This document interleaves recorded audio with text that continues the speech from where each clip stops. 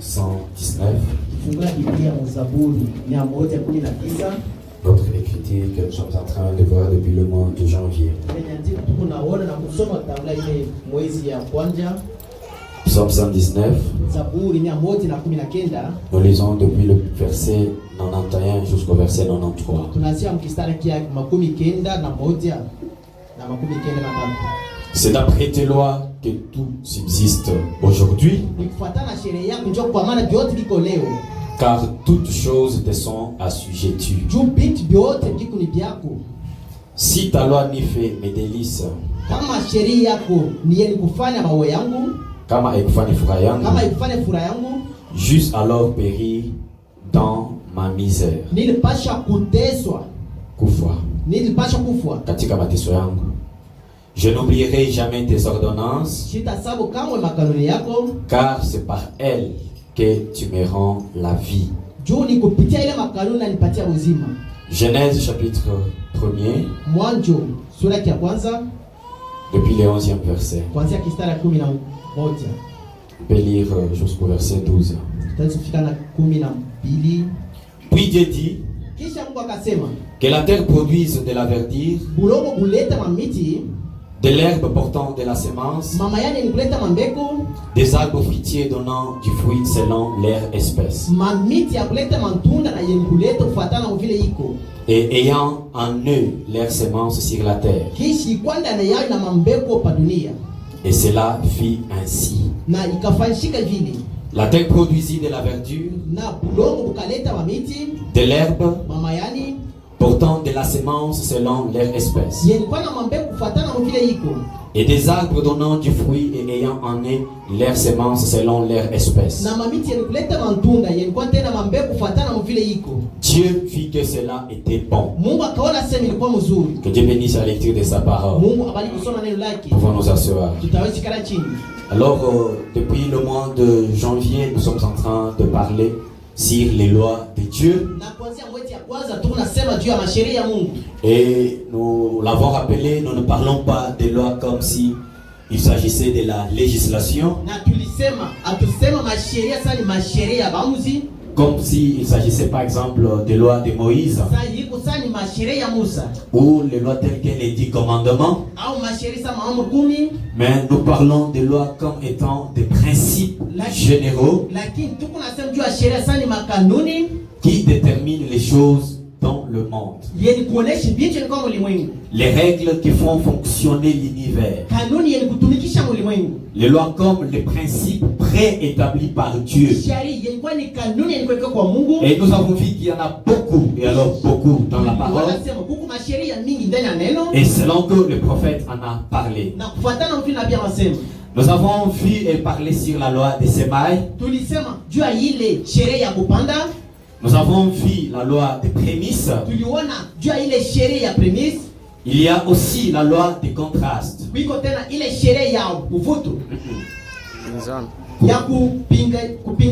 Voilà. Dans la Genèse au commencement, quand Dieu créa, si vous êtes lecteur de la Bible, l'Écriture dit il y eut un soir et un matin. On ne commence pas par le matin et le soir.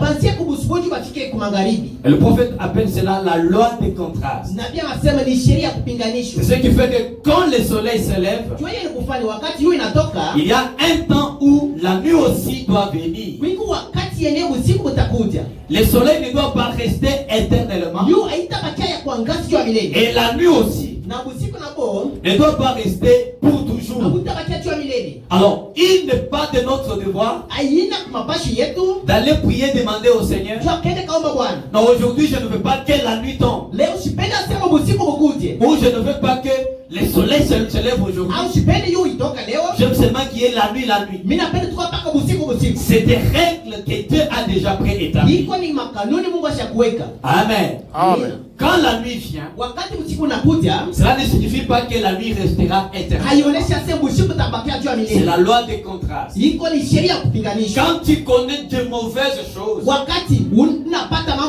cela ne signifie pas que tu ne connaîtras pas le bonheur.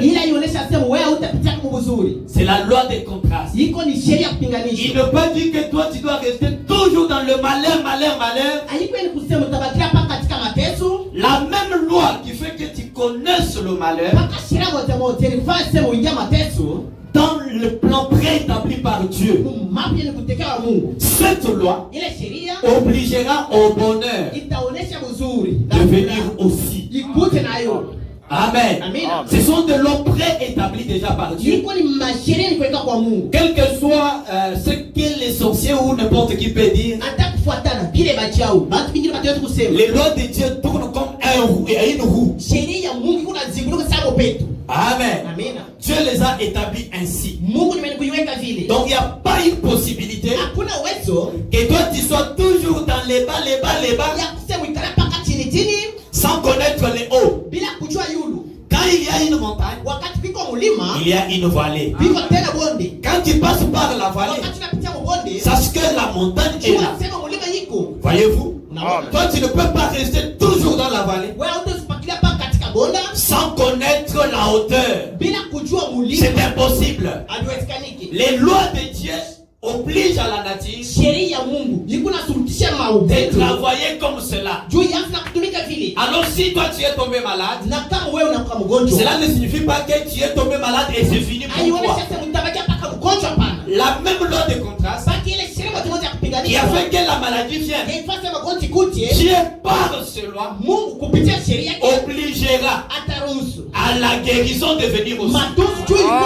Alors une maladie éternelle, je ne la crois pas. Il n'y a que la parole de Dieu qui soit éternelle. Si tu connais la souffrance, donc tu es dans la vallée. Un jour, tu dois aussi te retrouver sur les hauteurs. Alors ne croyez pas que votre vie est fichue. Dieu nous dit, la nature ne vous enseigne pas. Qu'est-ce que la nature nous enseigne? Et quand il y a le temps de la sécheresse, vous verrez les arbres et les fleurs sécher. Mais ça ne relève pas de notre devoir d'aller demander à Dieu non, que la pluie vienne. Que la pluie vienne. Si vous priez en l'absence de la saison de la pluie, la pluie ne viendra pas. Mais comme Dieu a déjà préétabli les saisons, tu connais la saison de la pluie. Tu connais aussi la saison sèche. Quand tu es dans la sécheresse, ça ne signifie pas que la pluie ne viendra pas. Obligatoirement, la pluie viendra. C'est une loi. Est-ce que vous l'appréciez comme ça? C'est une loi. Et qu'est-ce qui fait que la terre connaisse la sécheresse? C'est lorsque la terre se trouve dans une mauvaise position par rapport au soleil. Toujours la même terre là, elle doit encore revenir selon la rotation à la bonne position vis-à-vis du soleil. Et cela amène la loi de la restauration. J'ai envie de vous dire une chose. Le prophète nous enseigne, un chrétien ne perd pas.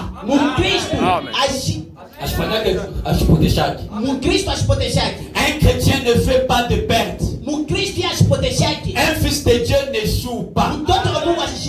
Quand vous essayez que ça ne marche pas, c'est que la saison n'est pas bonne. Le prophète était en train de vouloir planter les pommes de terre. Son père le regarde. Il dit, mais qu'est-ce que tu fais? Il dit, non, je suis en train de planter les pommes de terre, tu le vois bien. Il dit, mais monsieur, je sais tout. Est-ce que tu n'as pas regardé la ligne? Il dit, non, mais moi je ne dois pas planter les pommes de terre dans la ligne. Je les plante ici dans la terre. Il dit, monsieur, quand il y aura un peu de pause à ta tête, tu comprendras. Et il a compris. Quand la ligne est dans une certaine position, quand vous plantez, vous ne pouvez pas récolter. Mais quand la ligne revient dans sa position, cela amène le bonheur. Oui, mon frère. La loi des contrastes fait que tu connaisses la maladie pour apprécier la bonne santé. La loi des contrastes fait que tu connaisses les bas pour comprendre et apprécier les hauts. La loi des contrastes fait que tu connaisses la pauvreté pour apprécier la bénédiction de Dieu. Voyez-vous? Donc ce sont les lois préétablies comme ça. Je crois que nous y reviendrons. Et depuis le dimanche, nous avons parlé sur la loi de la gravitation. La loi de la gravitation, le prophète nous a dit, vous pouvez avoir une colline ici. Et les produits du champ sur cette colline sont en train de se consumer faute d'eau. Il dit, arrivez-vous à m'entendre très bien là-bas? Amen. Les produits du champ sur cette colline sont en train de se consumer faute d'eau. Et de l'autre côté, sur cette autre colline, il y a un puits artésien plein d'eau. Et vous pouvez vous tenir là en train de crier. Parce que toutes les deux collines vous appartiennent. Quand vous allez crier, oh, quitte la colline, viens arroser les champs. L'eau ne viendra pas. Voyez-vous? Parce que cette eau-là est soumise à une autre loi. Et cette loi, c'est la loi de la gravitation. Pour la faire quitter cette colline et l'amener sur cette autre colline, il y a un processus. Et ce processus, c'est l'irrigation. Et le prophète nous a dit, moi je ne suis pas le rocher, mais je suis le canal. Amen. Voyez-vous? Une irrigation par laquelle l'eau peut quitter. Et qu'est-ce que l'eau? Jésus-Christ est l'eau de vie. Amen. Il est le canal. Mais il n'est pas le rocher. Voyez-vous? Et cette loi de Dieu oblige à ce que vous puissiez recevoir un envoyé de Dieu. Amen. Je lis cela. Dans le message, la parole parlée est la semence originelle. 378, 380. Ceci est une loi de Dieu. Voici quelque chose qui voit. Je ne sais pas si je vais dire ou pas. Ceci est une loi de Dieu. La loi de Dieu, c'est de recevoir un serviteur confirmé. Amen. Et vous n'allez pas vous lever. Allez vers Dieu directement. Parce que vous allez les rencontrer où? Pour recevoir Dieu, il y a une colline ici, une autre colline ici, mais il faut une irrigation. Voyez-vous? Il faut passer par ce canal, par cette irrigation, afin de recevoir l'eau. Et cette loi vous oblige de recevoir un serviteur confirmé. Dites Amen. Amen. C'est la loi de Dieu. Un serviteur confirmé. Oh frère, juste là, il y aurait 1 millier de prédications à faire maintenant. Juste sur cette loi ici. Voyez? C'est vrai, oh là là. C'est une loi de Dieu. Amen. Le prophète dit, recevez cela. Amen. C'est une recommandation. Amen. Amina. La recommandation de recevoir un envoyé de Dieu. Shuti ya kupokea mjumbe wa Mungu. Jean chapitre 9. Yohana sura ya 9. Depuis le verset 1er Kuanzia kistara ya kwanza jusqu'au verset 7. na kistara ya 7. Je lis dans la version La Parole Vivante. Nasoma mwile utafsiri. Comme il s'en va, Mvile alikuwa anaenda, Jésus aperçut sur son chemin un homme né aveugle. Yesu akapata mtu munja yake, mtu mzalika kipofu. Les disciples lui demandent à ce sujet. Banafunzi wakamuliza juu ya ile mambo. Dis-nous, maître, Utuoneshe mwalimu. à qui la faute si cet homme est né aveugle? Kosi ni anani mvile mtu anazalika kipofu? Est-ce à cause de son propre péché Eti ni kupitia mazambi yake ou de celui de ses parents? au mazambi ya wazazi yake? Suivez très très bien. Mfuate mzuri. Jésus répond, Yesu akajibu, cela n'a aucun rapport avec le péché. ila iko mambo ya mazambi. Et donc, Nikusema, vous pouvez connaître certaines choses dans la vie. mtaweza kupitia mambo kila maisha yenu. Cela vient non pas parce que vous avez commis de péché. Haikujua kusema mnatenda dhambi. Dites amen. Amen. Cela vient non pas parce que vous avez désobéi. Haikujua kusema unakatala kutii kunena Mungu. Suivez très bien. Mfuate mzuri. Cela n'a aucun rapport avec le péché, Ila iko hata mambo mazambi.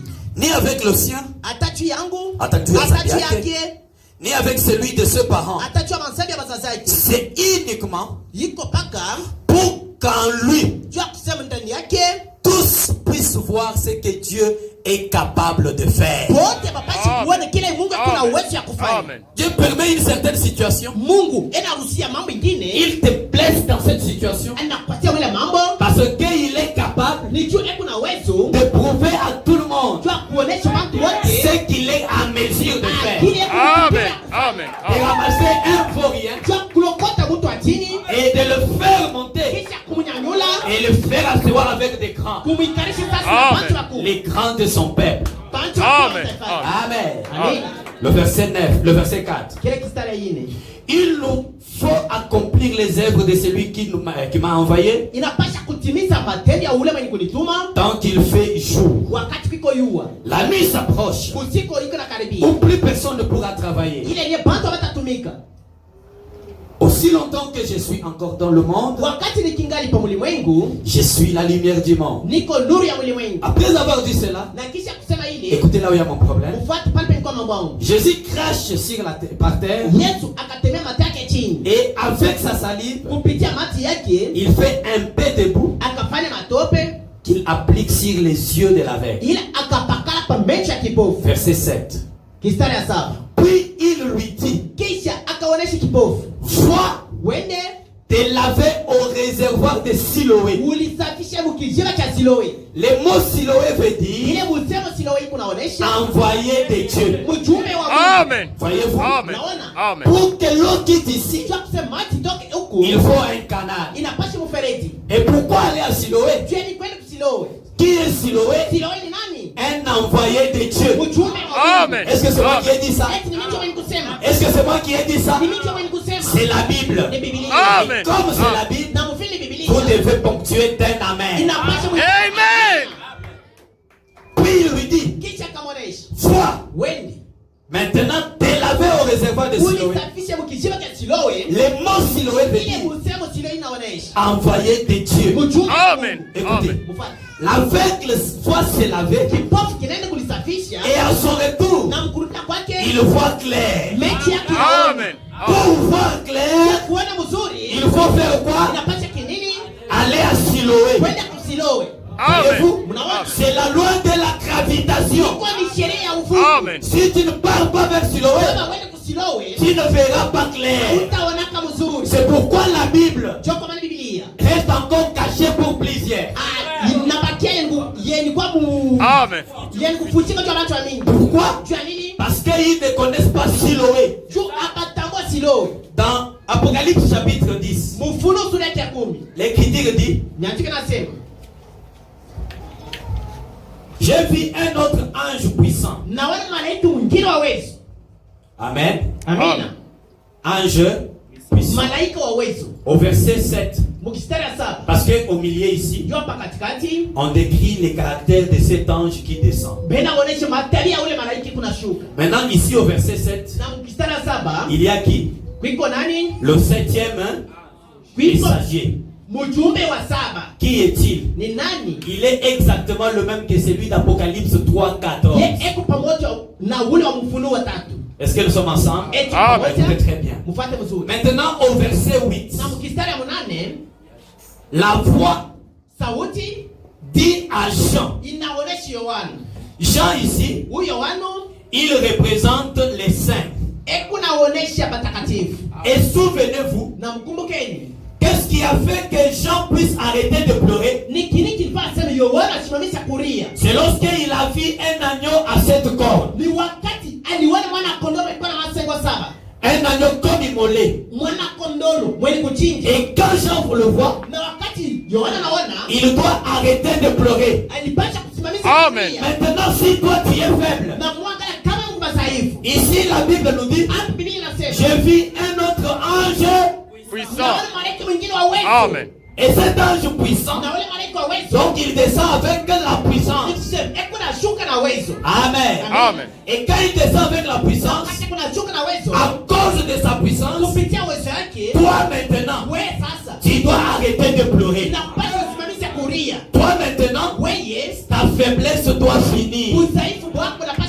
Mais pour qu'elle finisse, qu'est-ce qu'elle la voix dit? La voix dit à Jean au verset 8. Lève-toi, vois vers l'ange. Est-ce que c'est clair? Amen. Lève-toi, vois où? Maintenant, il va aller vers quel ange? Parce que ici nous sommes déjà en présence de deux anges. Lève-toi, toi Jean. Lève-toi pour que ta faiblesse s'arrête. Sois à Siloé. Pourquoi? Parce que quand cet ange descend, il trouve cet ange sur la terre. Maintenant il faut la fusion. Et toi, quand tu vas vers cet ange, tu trouves la puissance de cet ange. Amen. Amen. Est-ce que c'est clair? Amen. Pour que ta faiblesse s'arrête, il faut que tu ailles à Siloé, l'envoyé de Dieu. Amen. Pour que tu vois clair, il faut que tu ailles à Siloé. Il faut que tu ailles vers l'ange, l'envoyé de Dieu. Et dans ce canal, il y a toutes sortes de bénédictions. Il y a des bons mariages. Il y a des grandes bénédictions. Amen. Dieu donne tout dans ce canal. Alors nous n'avons pas le devoir d'échouer. Pourquoi? Parce que nous avons la puissance de cet ange par le canal de cet autre ange. Amen. Est-ce que vous le croyez? Amen. Est-ce que vous le croyez comme ça? Amen. Amen. Donc si vous ne pouvez pas aller vers Siloé, vous ne pouvez pas voir clair. Et ce matin, nous sommes partis déjà vers Siloé. Nous voulons parler maintenant sur la loi de la reproduction.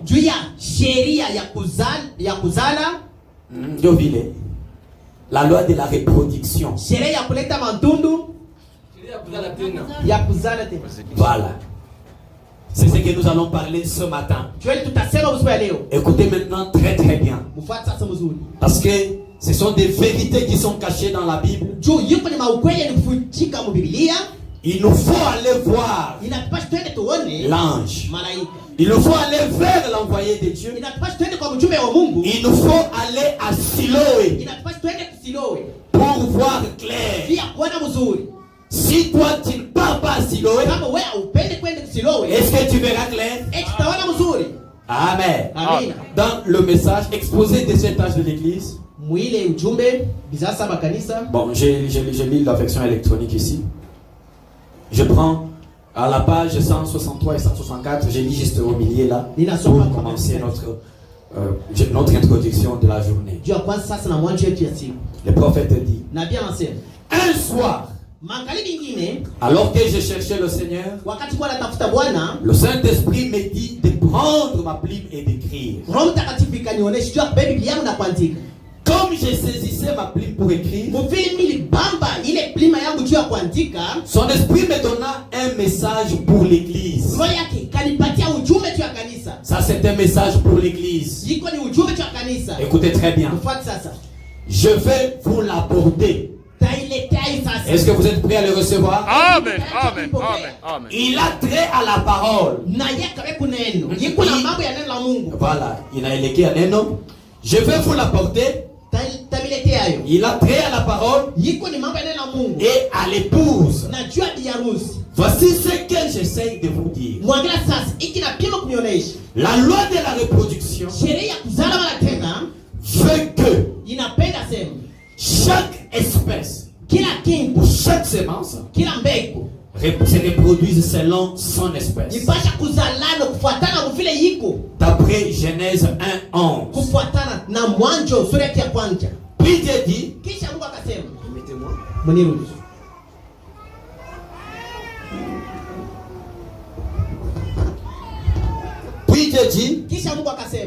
que la terre produise de la verdure, de l'herbe, portant de la semence, des arbres fruitiers, donnant du fruit selon leur espèce, et ayant amené leur semence sur la terre. Écoutez très très bien.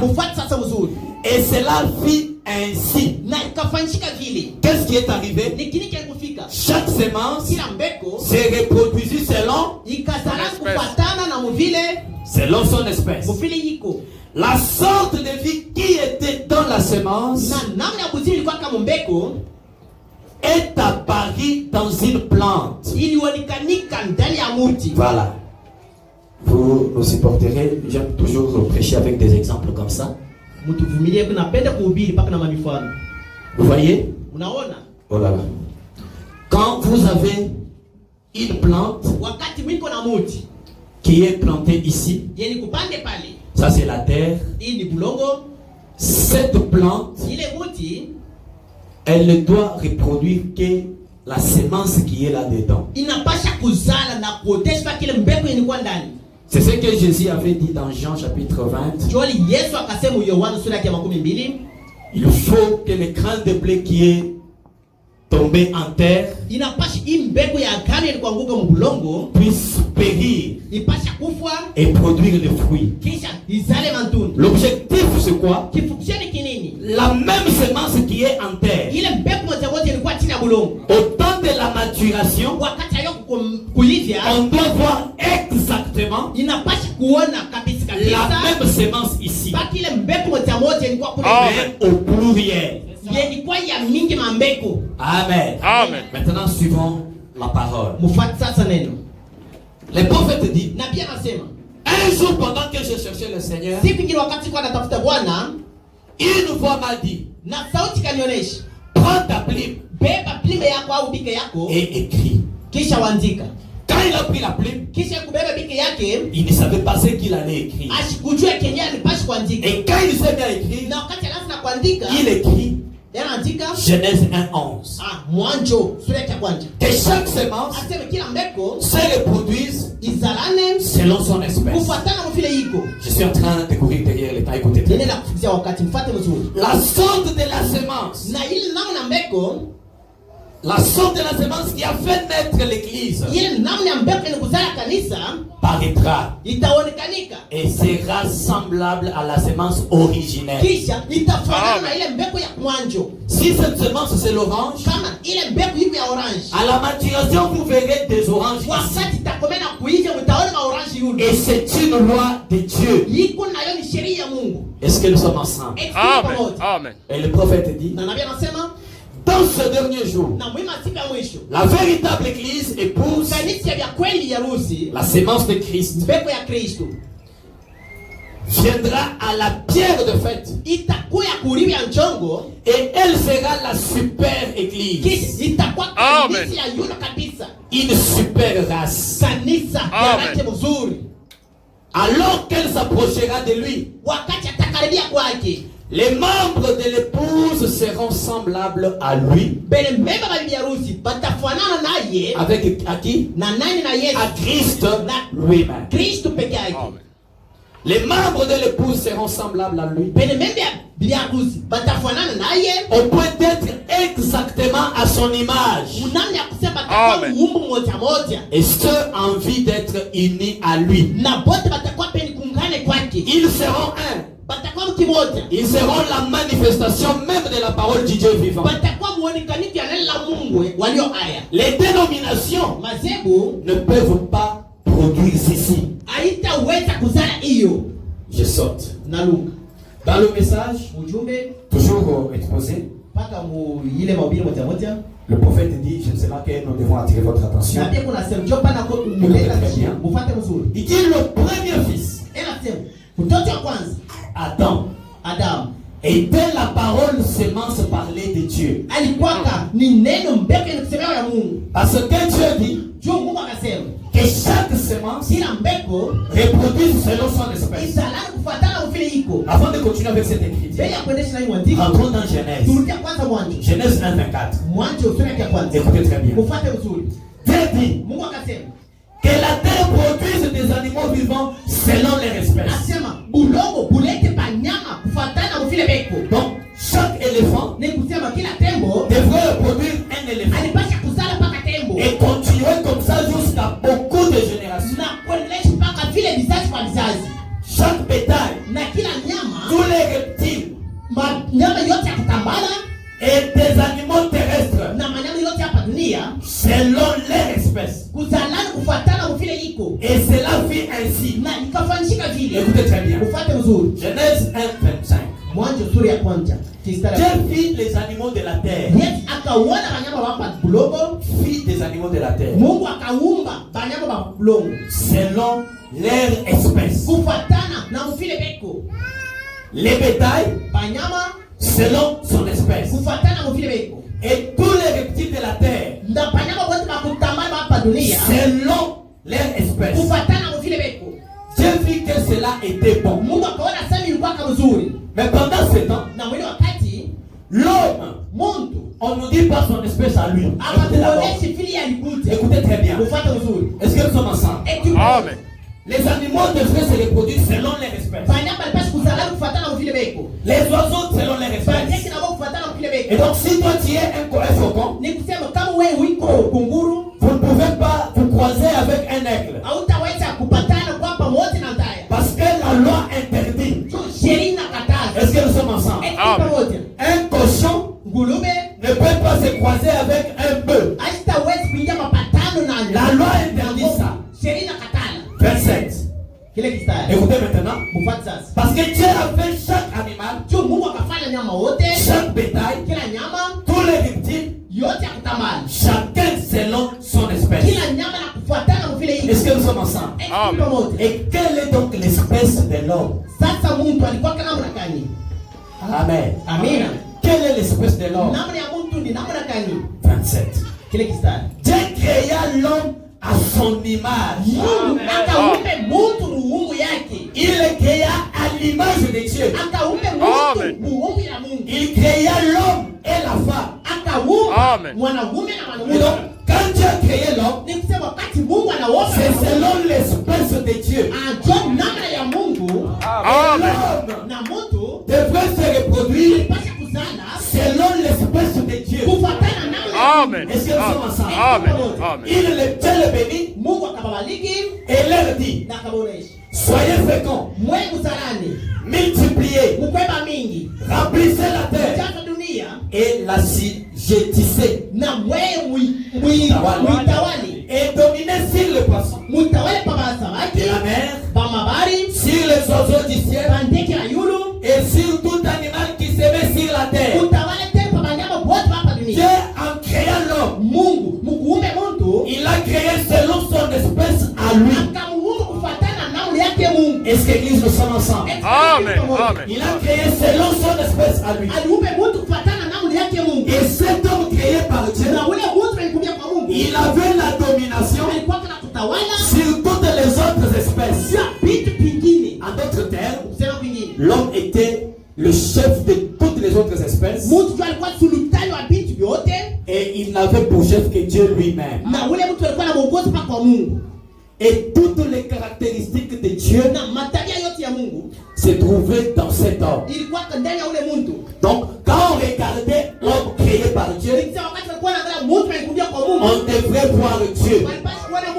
Est-ce que nous sommes ensemble? Quand on regarde l'homme créé par Dieu, on devrait voir Dieu. Tout ce que Dieu était, cet homme aussi l'était. Maintenant, qu'est-ce qui est arrivé? Comme Dieu en créant, le diable Lucifer, il était celui qui a posé les sceaux. Les sceaux de la perfection. Il était plus près de Dieu. Et il a eu la jalousie. Et il voulait aussi avoir sa semence. L'église, écoutez très bien. Le diable voulait avoir sa semence. Et qu'est-ce qu'il a fait? Il a regardé partout. Il y avait dans le jardin d'Éden une seule espèce qui n'était pas comme l'homme, mais qui s'est rapproché de l'homme. Est-ce que nous sommes ensemble? Amen. Amen. Et c'était le serpent. Le serpent, il ne rampait pas. Le serpent marchait. Amen. Le serpent n'était pas un reptile. Le serpent était l'espèce la plus rapprochée de l'homme. Alors, le serpent le diable est entré dans le serpent. Le serpent est un animal. Et cet animal est allé se croiser avec elle. La semence de Dieu, c'était Adam. Et l'objectif de Dieu, c'était que Adam reproduise d'autres dieux. Mais il devrait attendre. Pendant le temps de la patience, le serpent est entré. Est-ce que nous sommes ensemble? Amen. Le serpent est entré et il est allé donner la semence à Ève. Est-ce que vous voyez? Il y a eu mélange entre l'espèce humaine et l'espèce animale. Est-ce que l'église, nous sommes ensemble? Amen. Amen. Le diable, qu'est-ce qu'il a fait? Pour donner sa semence, il est entré dans un animal. Et cela a fait le mélange. Et depuis lors, il y a eu maintenant des semences sur la terre. Il y a la semence de Dieu et la semence du diable. Et la semence du diable, c'est le mélange entre la femme, l'espèce humaine, avec l'animal. Est-ce que nous sommes ensemble? Est-ce que nous sommes ensemble? Maintenant, vous pouvez regarder quelqu'un comme ça, le voir comme s'il est un autre humain. Un être humain. Mais quand tu pars à Siloé et que les cieux s'ouvrent, tu regardes l'homme avec la structure d'homme, mais en réalité c'est un animal. Amen. Amen. Amen. Amen. Pour rendre cela clair, rentrons dans la Bible. Nous allons découvrir cette sémence-là. Nous sommes en train d'y aller. Je crois que je suis encore dans mon temps. Écoutez.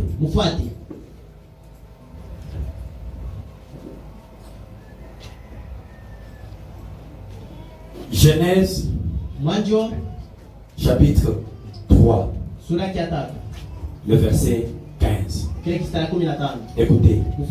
Parce que les deux semences ici devraient travailler sur la terre. Qu'est-ce qui a fait que Caïn, s'il venait de Dieu, qu'il aille tuer Abel? Parce que la mort n'existait pas encore. Aucun mal n'avait pas encore existé. Mais qu'est-ce qui l'a poussé à aller tuer Abel? Parce que quand vous lisez Genèse 3, l'Écriture dit, et c'est Dieu lui-même qui parle, je mettrai inimitié entre ta sémence et la sémence de la femme. La sémence de la femme n'est rien d'autre que Jésus. Amen. Amen. Parce qu'il est né sans passer par le sexe. Amen. Et depuis lors, il y a une inimitié entre la sémence de Dieu et la sémence de Satan. Les deux semences ne peuvent jamais s'entendre. Amen. Les deux semences ne peuvent jamais rester ensemble en communion. Si elles sont de communion, c'est une communion de façade. Mais en réalité, vous vous souvenez de ce que nous avons parlé sur nos origines. Nos origines. Voyez, celui-ci, il vient directement de Satan. Et celui-ci, il vient directement de Dieu. Comment les découvrir? Ils sont des tueurs. Amen. Amen. Amen. Amen. Genèse chapitre 4. Donc d'abord Genèse chapitre 3, le verset 15. Je mettrai une inimitié entre toi et la femme, et ta postérité et sa postérité, la postérité de la femme. Il y aura toujours une inimitié. Et celle-ci, la postérité de la femme, t'écrasera la tête. Et tu lui blesseras les talons. Genèse 4:8. Cependant, Caïn adressa la parole à son frère Abel. Mais comme ils étaient dans les champs, Caïn se jeta sur son frère Abel et les tua. S'il venait de Dieu, d'où a-t-il appris la tuerie? Où est-ce qu'il a appris ça? Où est-ce qu'il a appris ça? Amen. Amen. Même si nous sommes tous des êtres humains, nous devons tirer attention. Les autres humains sont des animaux. Pas animal parce que nous l'avons dit, mais animal parce que venant du mélange entre la femme et le serpent. Et ce n'est pas moi qui le dis, c'est la Bible. Dans le Nouveau Testament. Lorsque Jean est entré en service, Luc chapitre 3, quand il commença son ministère,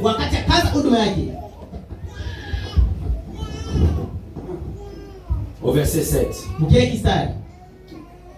écoutez le langage de Jean-Baptiste. Il disait donc à ceux qui venaient en foule pour être baptisés par lui: race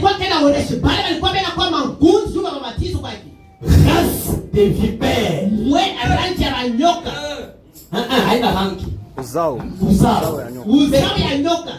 Race de vipères. En d'autres termes, descendance de Caïn. Amen. Fils de Satan. Race de vipères. Qui vous a appris à fuir la colère à venir? Pendant que les autres les regardaient, ils le voyaient des humains. Tout le monde n'est pas humain parce qu'il a les mains et les pieds. Alléluia. Et lui, il les a regardés. Il les a vus marchant comme lui, parlant comme lui, Comme il était dans le désert. Et qu'il avait reçu le Saint-Esprit. Il avait la révélation. Et par la révélation, il regarde. Quand même ils sont religieux, ils viennent pour accomplir un acte religieux. Ils regardent. Fou. Race de vipères. Des serpents. Parce que chaque semence devrait se reproduire selon son espèce. Voyez-vous? Pourtant ils étaient des humains. Pourtant ils étaient religieux. Pourtant ils étaient partis pour accomplir un acte religieux. Pour être baptisés. Mais comment on doit les reconnaître? Écoutez très bien. Ces gens sont des meurtriers. Nous allons y revenir. Quand j'ai en parlé comme ça, Jésus vient après. Jésus était parti aujourd'hui. Le Saint-Esprit est descendu sur lui.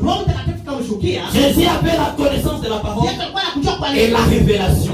Nous sommes dans Matthieu chapitre 23. Amen. Amen. Les gens disent que quand tu es au tabernacle, ils ne connaissent pas ils ne lisent pas la Bible. Il n'y a personne qui peut connaître la Bible comme nous. Parce que c'est une lettre d'amour qui ne peut être comprise que par les destinataires. Alors c'est à nous que la Bible a été envoyée. Vous allez l'étudier dans des synagogues, dans des écoles théologiques. Mais nous la recevons parce que nous sommes partis vers l'ange. Amen. À Siloé. Amen. Amen. Matthieu 23. Depuis le verset 29. Est-ce que nous sommes ensemble? Amen. Écoutez. Malheur à vous, scribes et pharisiens, hypocrites. Un hypocrite, c'est pas quelque chose de bon. Il vous présente une face, mais de l'autre côté, il est autre chose. Frère Branham a dit, il faut être en compagnie même d'un ivrogne qui est un hypocrite. Un hypocrite, ce n'est pas bon. Un hypocrite, c'est quelqu'un qui se fait passer pour croyant, mais quand il n'est pas entouré de croyants, il enlève la veste de croyants, il devient autre chose. Un hypocrite. Amen. Et ce genre de scribes et de pharisiens, c'était des chefs religieux. Mais quand Jésus les regarde, que Dieu soit loué. Quand Jésus les regarde, il ne les a pas regardés à la manière de tout le monde. Jésus les regarde à la manière de la parole. Amen. Aujourd'hui, commençons à nous regarder à la manière de la parole. Amen. Amen. Malheur à vous, scribes et pharisiens, hypocrites, parce que vous bâtissez les tombeaux des prophètes.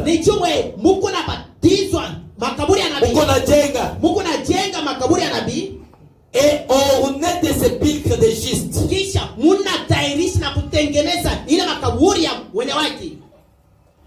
Et vous dites, écoutez ces gens-là, si nous avions vécu du temps de nos pères, nous ne nous serions pas joints à eux pour répandre les sangs des prophètes. Vous témoignez ainsi contre vous-même.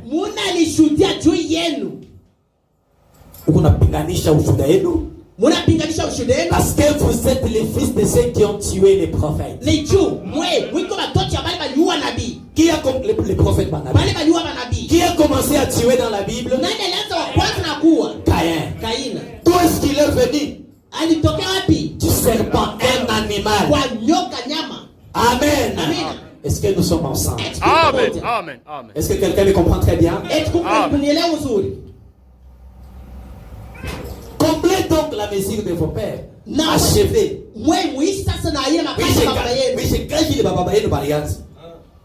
Écoutez au verset 33. Serpent. Banyoka. Serpent. Race de vipères. Et pourtant ils étaient des chefs religieux. Ils étudiaient les Écritures. Mais quand Jésus les regarde, par le moyen de la parole, il a compris. Quand bien même ils lisent la parole, quand bien même ils sont dans le message, quand bien même ils sont derrière la chair, race de vipères, serpent. Amen. Serpent. Race de vipères. Comment échapperez-vous au châtiment de la géhenne?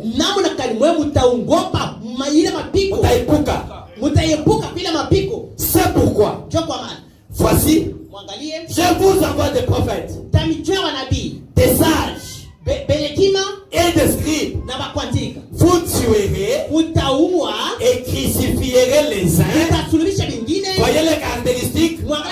Ils sont des tueurs, des gens qui crucifient les autres.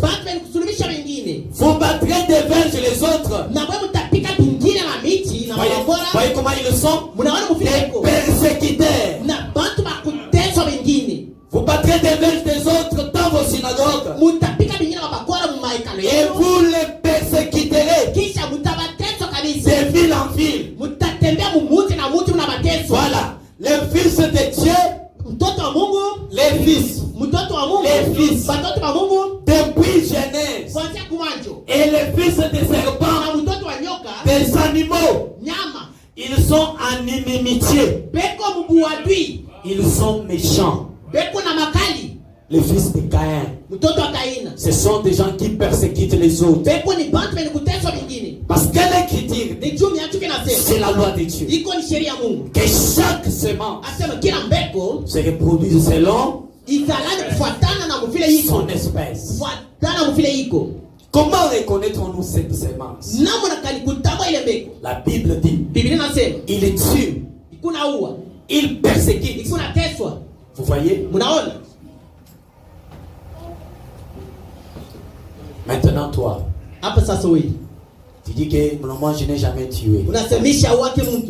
Et tu te dis que tu es de la descendance d'Adam. Le prophète dit dans le message, Hébreux chapitre 7, deuxième partie,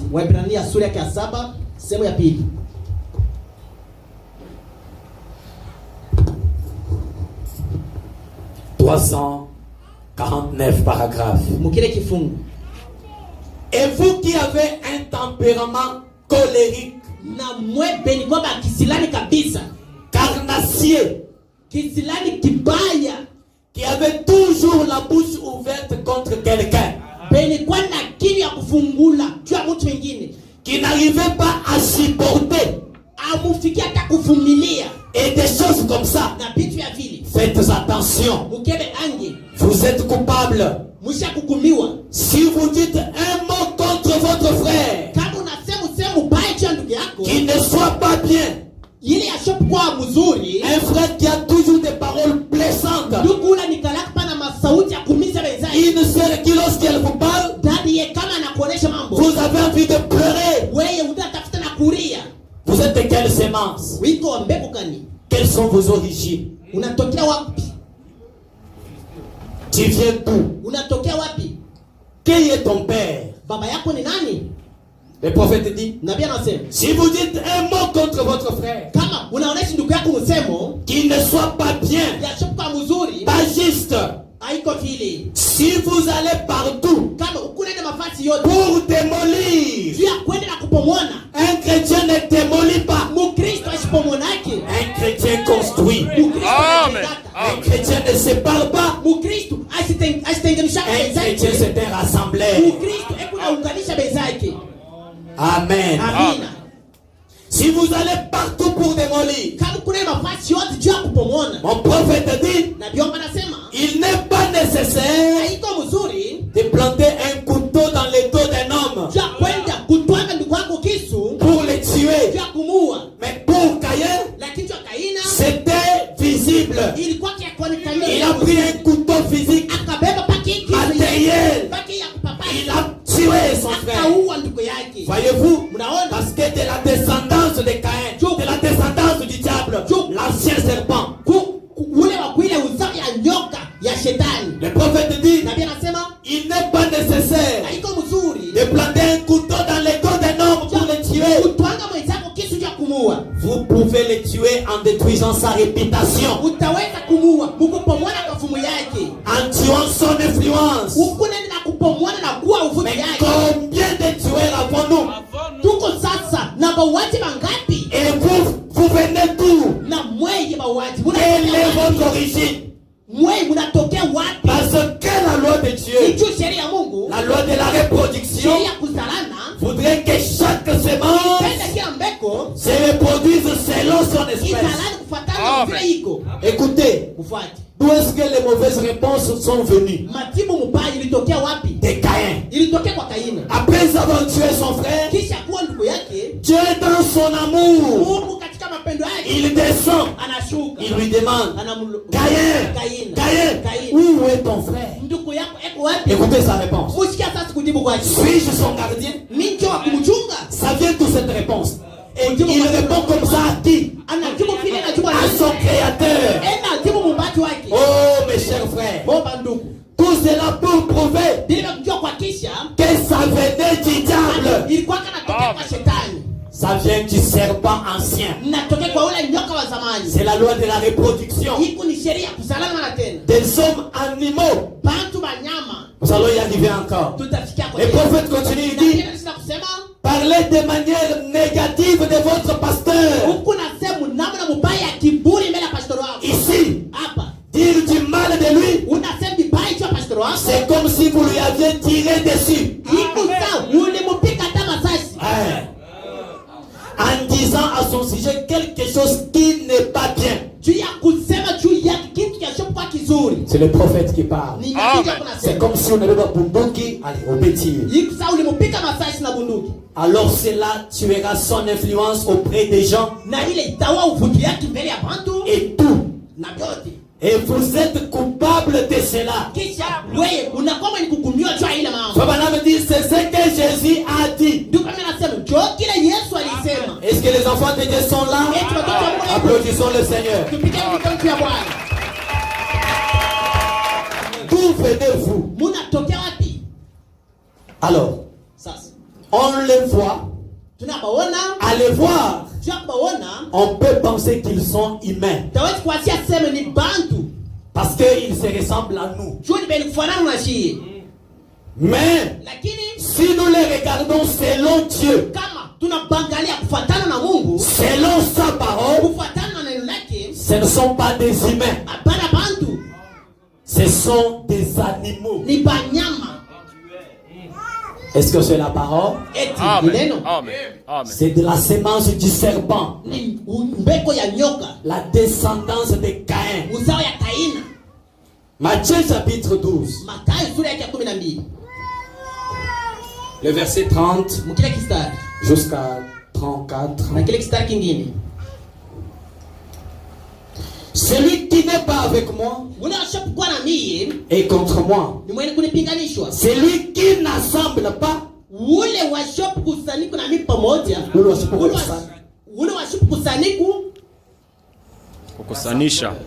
celui qui n'assemble pas les gens, c'est un dispersaire. C'est pourquoi je vous dis, tout péché et tout blasphème sera pardonné aux hommes. Mais le blasphème contre le Saint-Esprit ne sera point pardonné. Quiconque parlera contre le Fils de l'homme, il lui sera pardonné. Mais quiconque parlera contre le Saint-Esprit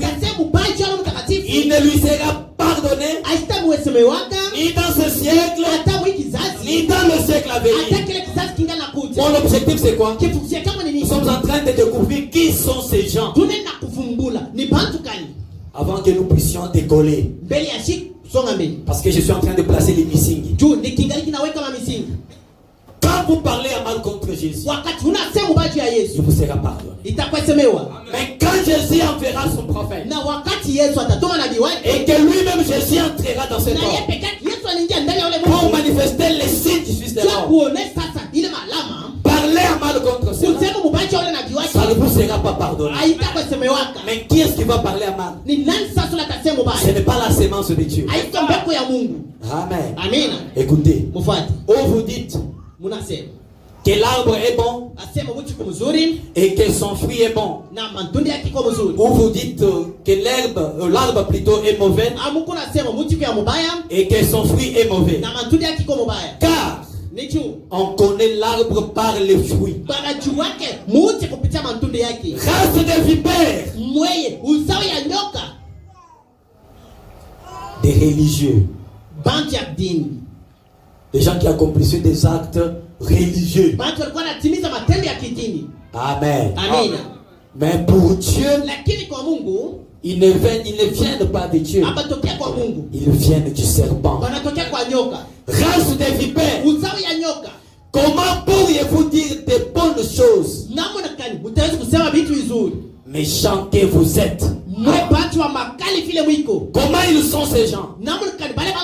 Ils sont méchants, indoptables. Hawezi kumshika. Hautaweza kumshika. Méchant. Mtu wa makali. Une sœur trop méchante. Dada wa makali kabisa. Quand il se met à parler, kama anaanza na kusema, c'est comme s'il était en train de faire une récitation. Ikusane bitu alikuwa shadibamba mkichwa. Trop méchante. Mwenye kwa na makali kabisa. Rancunier. Mwenye kuchukiana kabisa. Des frères rancuniers. Bandugu bakuchukia wenzake. Sœur, dada, ça fait combien de temps que tu ne parles pas à cette sœur-là? Ni masiku ngapi? Miezi ngapi ausumbria na ule dada? Mais pourtant, na yenyewe tu t'appelles toujours fille de Dieu. Mais Jésus vous appelle race de vipères. Yesu anamita sema uzao ya nyoka. Descendance de Caïn. Uzao ya Kaina. Amen. Amen. Est-ce que la parole de Dieu est correcte? Amen. Race de vipères. Uzao ya nyoka. Comment pourriez-vous dire de bonnes choses? Méchant comme vous l'êtes. Cette race, quand elle parle, c'est toujours avec objectif de blesser. Méchant. Car c'est de l'abondance du cœur que la bouche parle. Amen. Amen. Ils sont méchants. Ils sont hypocrites. Ils dispersent. Ils tuent. Quand Jésus est parti, Paul, à son tour, il parle encore de ces gens ici. Comment est-ce que Paul parle d'eux? 1 Corinthiens chapitre 2, le verset 14. Écoutez très bien. Mais l'homme animal, est-ce qu'il y a des hommes animaux? Oui. Dites amen. Homme animal, qu'est-ce qu'ils font? Ne reçoivent pas les choses de l'esprit de Dieu. L'homme animal, quand Dieu dit, voici, je vous enverrai Élie le prophète. Je vous envoie Élie. Est-ce que nous sommes ensemble? Il y a combien de personnes? Le premier c'est je. Ici il y a Élie. Et ici il y a vous. C'est ça Malachie 4. Si tu es de la semence de Dieu, kama wiko wa mbegu ya Mungu, quand cette écriture s'accomplit, wakati imwandiko tatimilika, toi tu es vous. wewe ndio imusema ya mweye. À qui Dieu Ule mwenyewe Yesu envoie Élie. anatuma Elia. Et donc, tu ne peux pas quitter ici hautaweza kutoka kule pour aller vers Dieu juu ufikie kwa Mungu mara moja sans passer par Élie. bila kupitia kwa Elia. Les canaux, Mfereji selon la loi de la gravitation. kufuatana na sheria ya uvuti. Est-ce que c'est clair? Tunasikilizana. Est-ce que c'est clair? Tunasikilizana. Mais l'homme animal, Na mtu nyama quand il regarde ça, kama yanaangalia, lui il voit Jean-Baptiste. yeye kuna wale wale batizo. Mais l'homme spirituel, Na mtu wa kiroho quand il regarde, wakati anaangalia, il voit l'homme. yeye kuna wale mtu. Les hommes animaux. Batu banyama. Amen. Amina. Tu viens de qui? Unatokea kwa nani? Car la loi de Dieu Juu sheria ya Mungu oblige iko na surutisha à ce que chaque semence ya kusema kila mbeko se reproduise izalane selon son espèce. kufuatana na mvili ilikuwa kumwanjo. Toi tu es de quelle espèce? We sasa wiko mbeko gani? Mais l'homme animal Na mtu nyama ne reçoit pas les choses de l'esprit de Dieu, ye achipokeake binti ya kuroho ya Mungu, car elles sont une folie pour lui. ni juu bila binti liko ni mazimu kwake. Comment un mortel Namna kani mtu akifwa peut croire à un autre mortel? anaweza kuamini kwa mtu akifwa mwingine. Ça pour l'homme animal, Kwa mtu nyama il ne peut pas recevoir. ye ataweza kupokelea, Mais selon la loi de lakini Dieu, kufuatana na sheria ya Mungu pour avoir la vie, juu kwa na buzima. qu'est-ce que la vie éternelle? Buzima wa milele ni nini? C'est qu'il te croit toi Ni kusema kuamini wewe comme le vrai Dieu kama Mungu wa kweli et celui que tu as na envoyé. ule mwenyewe Mungu natuma. Est-ce que Dieu nous a envoyé un messager? Eti Mungu anatuma mjumbe. Va maintenant à Siloé. Wewe sasa wewe Siloe. Va à Siloé Wewe kusiloe. pour voir clair. Sawa kuona mzuri. Amen. Amen. Va à Siloé Kusiloe. pour avoir la vie claire. Juu bwana muone ya mzuri. Voilà pourquoi aujourd'hui, Juu kwa maana leo des hommes animaux, watu nyama leurs femmes babidi yako s'habillent à moitié nus beko na vwana tubitu tatufupi et ils ne comprennent pas. na bo abelewe. Ils ne comprennent pas. Abelewe. Ils regardent, Eko naangalia. ils apprécient ça. Eko na furaha mfili bijaki. Mais pour la descendance de Dieu, Kijia uzao ya Mungu. ils ne peuvent pas supporter. Hawataweza kuvumilia. Tu viens d'où? Natokea wapi? Qui es-tu? Uko nani? Qui est ton père? Baba yako ni nani? Comment on découvre encore ces gens? Namna kanitira kumbula tena wale bantu. Jean chapitre 8. Yohana sura ya 8. Jésus leur dit, Yesu anabaonesha.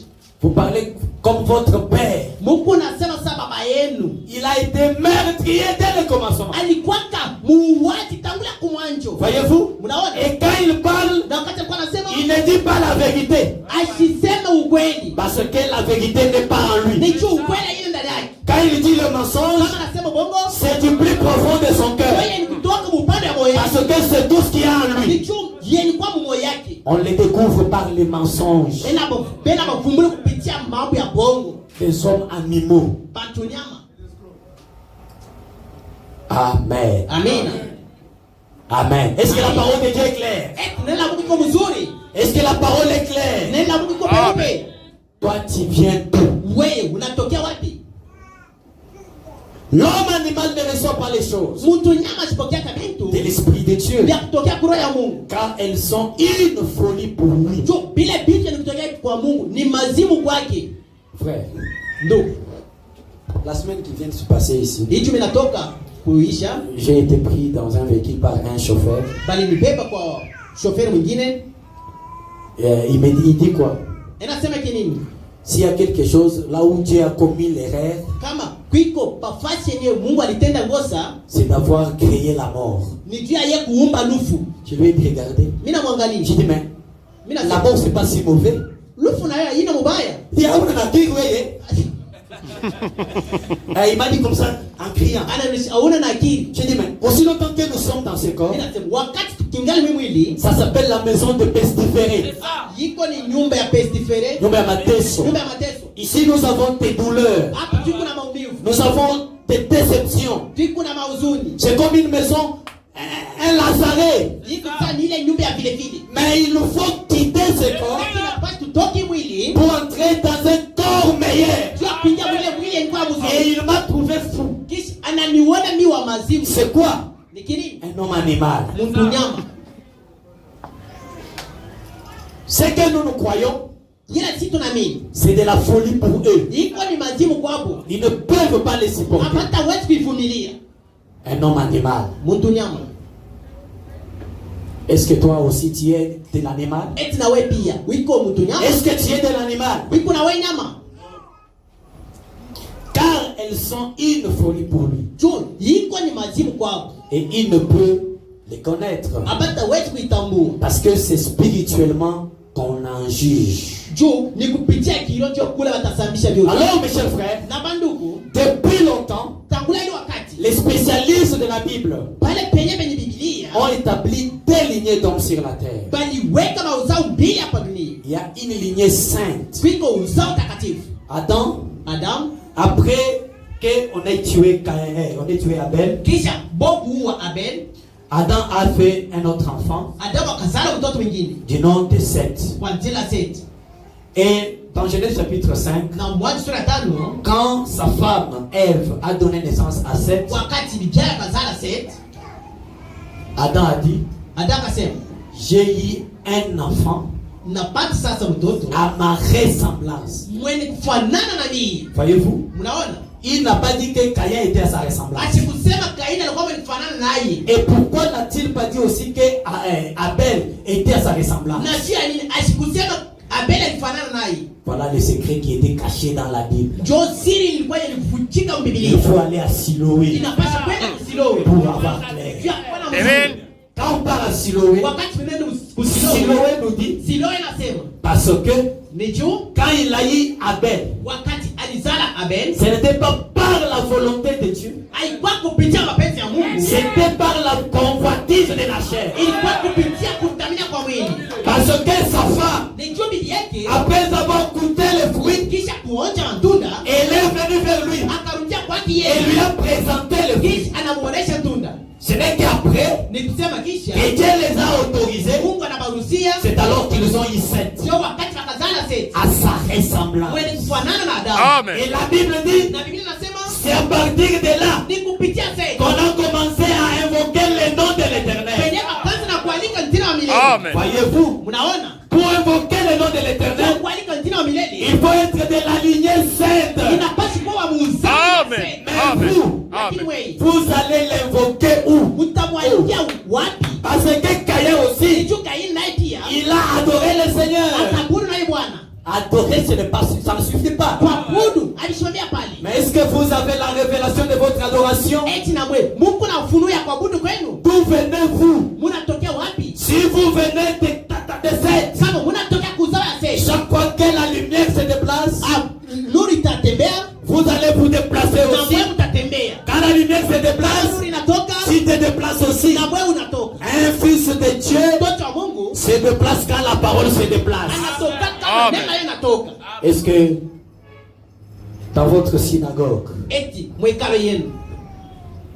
celui qui vous prêche, vous êtes sûr qu'il n'est pas de la lignée des serpents?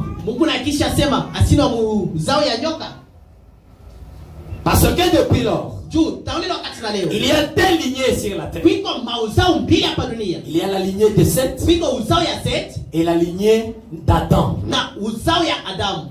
Mes chers frères, tirons attention dans des chansons et des instruments ici. C'est la lignée de Caïn qui a commencé à développer ces choses. C'est pourquoi nous devons adorer à la limite de la parole. Et non pas être là où tout le monde danse de la même manière. Donc ça vient d'où? Et quand vous chantez, c'est toujours à pousser. Il n'y a que les sœurs qui dansent vos chansons.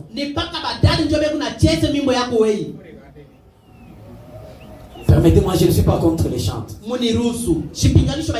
quelqu'un dit, quand je donne lundi, mais ça tient. Maintenant, quelle est la gloire que Dieu tire dans ça? C'est pourquoi que Dieu bénisse l'âme de maman Ariette. Elle n'a pas fait des histoires. Nous devons tirer attention à des choses comme ça. Lisez la Bible. Oh là là, il est déjà 12 heures. Mais je n'ai pas encore commencé ma prédication. La loi de la reproduction voudrait que chaque semence se reproduise selon son espèce. Maintenant, écoutez. Comme nous avons un autre service, je dois devoir arrêter. Le prophète dit: nous ne sommes pas devenus les enfants de Dieu parce que nous avons reçu la nouvelle naissance. Non. Nous-mêmes, si nous sommes de Dieu, d'où venons-nous? Nous venons de la colonne de feu. Voyez nos origines? Nous venons de la colonne de feu. C'est pourquoi quand nous voyons la colonne de feu, nous n'appelons pas ça n'importe quelle lumière. Nous appelons ça colonne de feu. Parce que c'est la première forme de Dieu qu'il avait prise lorsqu'il a voulu se matérialiser. Amen. Et nous étions en lui sous forme de chair. D'où venons-nous? Si Dieu est Dieu, son Fils est Dieu. Amen. Si Dieu est éternel, son Fils est éternel. Parce que Dieu ne peut pas être éternel et produire un fils temporel. Amen. Amen. Amen. Si Dieu est puissant, nous sommes puissants. Si Dieu est tout puissant, nous sommes tout puissants. Amen. Mais en réalité, nous ne devenons pas des enfants de Dieu. Il n'y a pas possibilité que quelqu'un qui n'est pas mon enfant puisse devenir mon enfant de l'autre. Ça ne peut pas se faire. Mais nous étions enfants de Dieu depuis le commencement. Et nous connaissions les timbres vocales de Dieu. C'est pourquoi celui qui nous a prêché le message, ce n'est pas frère Branham. Jésus a dit: les brebis connaissent ma voix. Et ils ne suivront pas un étranger. Quand un étranger parle, les brebis ne suivent pas. Celui qui nous a prêché, c'est Dieu lui-même. Pourquoi nous les suivons? Parce que nous étions habitués à sa voix depuis l'éternité. Je n'ai pas le temps de prendre Job. Le prophète dit: un fils de Dieu peut mettre longtemps à reconnaître qu'il est fils de Dieu. C'est pourquoi il peut boire, il peut fumer. Avant d'avoir reconnu la voix, quel que soit le milieu où il est comme l'éclan de l'histoire. Cet éclan n'avait jamais vu la mère aigle. Cet éclan était né aigle. Quand bien même il était éclos parmi les poules. Voyez-vous, quand la poule gloussait, l'éclair le croit aussi pour lui. Jusqu'à ce qu'il a entendu le coup de tonnerre. Quand le tonnerre gronde, on n'a pas à apprendre à l'aigle comment voler. Mais qu'est-ce que tu as? Tu as des ailes. Tu n'es pas une poule. Quitte la basse cour. Va à la rencontre de Dieu. C'est pourquoi les prophètes disent: quand un véritable Fils de Dieu wakati mtoto wa Mungu ya kweli entendra la voix, kisha kusikia sauti, il s'élèvera et ira à la rencontre de la voix. atenda kukumbana na sauti. Et nous sommes heureux Kisha na sisi kama yeye de vivre au jour bila kuishia usiku de la voix du 7e ange. ya sauti ya malaika wa saba. Et puisque nous sommes de Dieu, Na vile tuko wa Mungu nous sommes levés tunanyanyuliwa, pour aller à la rencontre de la tunasimama voix. kende kabumbana na ile sauti. Alors mon frère et ma soeur, Na pale ndugu na dada, peut-être que ce que tu fais, saa zingine kule unafanya tu es en train de perdre ton identité. unaenda na kupotesha kulitambulisha kwako. Tu es un fils de Dieu, Wiko mtoto wa Mungu, une fille de Dieu. binti wa Mungu, Mais le diable t'a mis dans la confusion na shetani akweka mvurugu pour pouvoir te perdre. juu ya kupotesha. Mais si tu entends cette voix sonore, Na kama unasikia hii sauti mswa leo, ne résiste pas. hapana kushama. Comment Namna gani tu peux écouter le message utaweza kufuata ujumbe et demeurer le même? na kubakia namna moja moja?